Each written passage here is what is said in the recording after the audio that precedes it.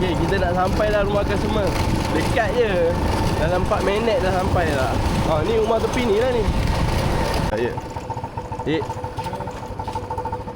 Rumah nombor B. Okey, tahu. Ni masuk hantar sampai atas ke? Sampai atas dia bagi. Okay, baik bang, terima kasih. Okay, sini pula So, untuk yang kat sini,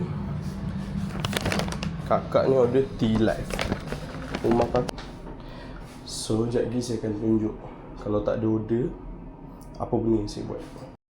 Oh, so kat sini kita kena main teka-teka. Mana lah rumah ni? Oh, tu bukan.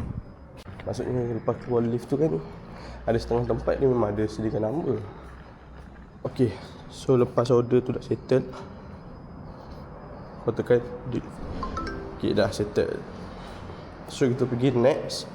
Seterusnya macam tempat yang sama pula.